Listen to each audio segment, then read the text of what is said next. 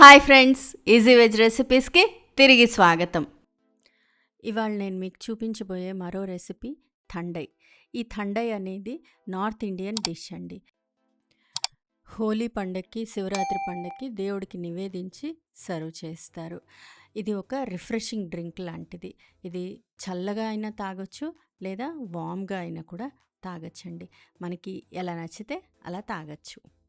ఈ థండైని 2 రకాలుగా చేసుకోవచ్చు. ఒకటి ఫ్రెష్‌గా, అంటే ఇంగ్రీడియెంట్స్ అన్నీ కలిపి పేస్ట్ చేసి దాన్ని పాలల్లో వేసి చేసుకోవడం ఒక పద్ధతి.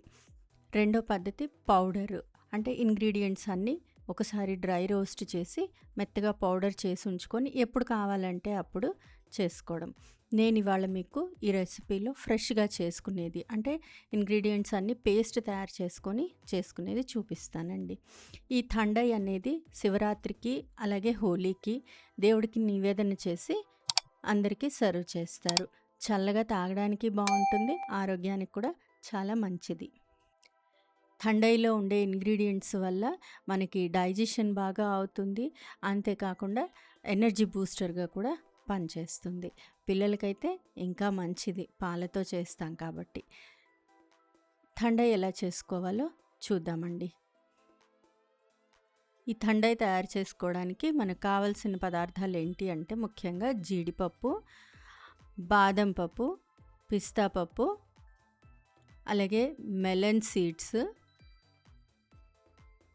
కస్కస్ అంటాం కదా, గసగసాలు, అలాగే ఫెన్నెల్ సీడ్స్, సోంఫ్ అంటారు అవి, కొన్ని యాలకులు, 5 లేదా 6 యాలకులు, అలాగే కొన్ని మిరియాలు. ఇవన్నీ కూడా నీళ్ళల్లో వేసి నానబెట్టుకోవాలండి. వీటితో పాటుగా కేసర్, కుంకుమ పువ్వు అంటాం, అది కూడా కొంచెం పాలల్లో వేసి నానబెట్టుకోవాలి. ఓ 2-3 అవర్స్ నానబెట్టుకున్న తర్వాత ఇవన్నీ మిక్సీ జార్లో వేసుకొని మెత్తగా పేస్ట్ చేసుకోవడమే. నేను ఫెన్నెల్ సీడ్స్, అంటే సోంఫ్ కొంచెం తక్కువ వేసానండి. నానబెట్టడం ఎక్కువగానే నానబెట్టాను, కానీ వేయడం మాత్రం కొంచెం వేసాను. ఏమో ఫ్లేవర్ నచ్చకపోతే అని నాకు ఒక చిన్న భయం. మిరియాలు కూడా ఇంకొంచెం వేసుకున్నా పర్వాలేదు. నేను కొంచెమే వేసాను, కానీ కొంచెం మిరియాల ఘాటు తగిలేటట్టు వేసుకున్నా బాగుంటుంది. వీటన్నిటితో పాటుగా వీటిల్లో ఖచ్చితంగా వేయవలసింది గులాబీ రేకులు. ఎడిబుల్ రోజ్ పెటల్స్ అని దొరుకుతాయి మనకి, అవి వేయాలి. అయితే నాకు ఆ గులాబీ రేకుల ఫ్లేవర్ మా ఇంట్లో ఎవ్వరికి నచ్చదు, అందుకని అది వేయను. ఇవన్నీ వేసి మెత్తగా పేస్ట్ తయారు చేసుకోవాలి. ఆ పేస్ట్ చేసి రెడీ పెట్టుకున్న తర్వాత స్టవ్ మీద పాలు, 1 లీటర్ పాలు కాచుకోవాలి. పాలు బాగా చిక్కగా కాచవలసిన అవసరం లేదు, కొంచెం ఒక 2-3 సార్లు పొంగితే సరిపోతుంది. పాలు బాగా కాగిన తర్వాత దానిలో కొంచెం పంచదార వేసుకోండి. మరీ ఎక్కువ పంచదార వేయొద్దండి. లీటర్ పాలకి 1/2 కప్పు పంచదార అయితే సరిపోతుంది. పంచదార బాగా కరిగేదాకా ఒకసారి బాగా కలిపి పాలు కాచుకున్న తర్వాత కొంచెం కుంకుమ పువ్వు కొద్దిగా మనం మిక్సీ చేసుకునే దానిలో వేసుకోవాలి పేస్ట్లో, అలాగే కొంచెం కుంకుమ పువ్వు పాలల్లో వేసుకోవాలి. అప్పుడు మంచి రంగు వస్తుంది. కుంకుమ పువ్వు వేసిన తర్వాత మళ్ళీ ఒకసారి కలిపేసి ఒక చిన్న పొంగు రానిచ్చి సిమ్లో పెట్టేసుకోవాలి. ఇందులో అతి ముఖ్యమైన ఇంట్రెస్టింగ్ ఇంగ్రీడియంట్ యాడ్ చేస్తున్నానండి. అదేంటంటే కొంచెం దాల్చిన చెక్క, కొంచెం జాజికాయ. ఇవి 2 కూడా దంచుకోవాలి మనం. మిక్సీలో వేస్తే మరి మెత్తగా అయిపోతాయి, అలా అవ్వకుండా కొంచెం దంచుకుంటే ఆ ఫ్లేవర్ పాలల్లోకి దిగి చాలా టేస్టీగా బాగుంటుంది.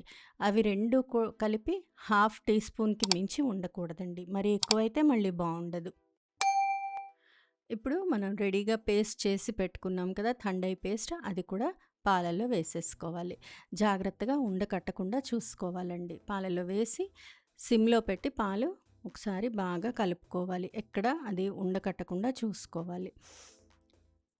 ఇలా కలుపుతూ పాలని ఒక పొంగు రానిచ్చి స్టవ్ ఆఫ్ చేసేసుకోవడమే. ఇంతే, థండై రెడీ అయిపోయింది. బాగా చల్లారిన తర్వాత గ్లాసుల్లో పోసి పైన ఐస్ క్యూబ్స్ వేసి, నచ్చితే రోజ్ పెటల్స్ కూడా వేసి సర్వ్ చేయడమే. ఇంతేనండి, థండై ఇంత సింపుల్గా రెడీ అయిపోతుంది. ఇదే మీకు పౌడర్ చేసి రెడీగా ఉంచుకోవాలి అనుకుంటే ఈ ఇంగ్రీడియంట్స్ అన్నిటినీ కూడా డ్రై రోస్ట్ చేసుకోవాలి. అంటే ఖాళీ మూకుడులో నూనె కూడా ఏం వేయకుండా ఒకసారి బాగా వేయించుకోవాలి. కలర్ మారేటట్టు కాకుండా కొంచెం వేయించుకొని వేడెక్కేదాకా వేయించుకొని మెత్తగా పౌడర్ చేసి పెట్టుకోవాలి. ఈ థండై చల్లగా తాగితే చాలా బాగుంటుంది, టేస్టీగా ఉంటుంది, ఆరోగ్యానికి కూడా చాలా మంచిదండి. ఇందులో ఉండే అన్ని ఇంగ్రీడియంట్స్ కూడా ఎనర్జీ బూస్టర్స్ గాను, అలాగే డైజెషన్కి కూడా బాగా పనిచేస్తాయి. ఫ్రెండ్స్, ఈ రెసిపీ మీకు నచ్చినట్లయితే మీరు ట్రై చేయండి. మీ ఇంట్లో వాళ్ళకి టేస్ట్ చేసి చూపించండి. ఎలా వచ్చిందో నాకు కామెంట్ బాక్స్లో కామెంట్ చేయండి. ఫ్రెండ్స్, ఈ వీడియో మీకు నచ్చినట్లయితే ప్లీజ్ లైక్ చేయండి, షేర్ చేయండి. ఛానల్ సబ్స్క్రైబ్ చేసుకొని వాళ్ళు ఛానల్ సబ్స్క్రైబ్ చేసుకోండి. ఆ బెల్ ఐకాన్ క్లిక్ చేయడం మాత్రం మర్చిపోకండి. మరో మంచి రెసిపీతో మళ్ళీ మీ ముందుంటాను. అంతవరకు సెలవు మరి. బాయ్.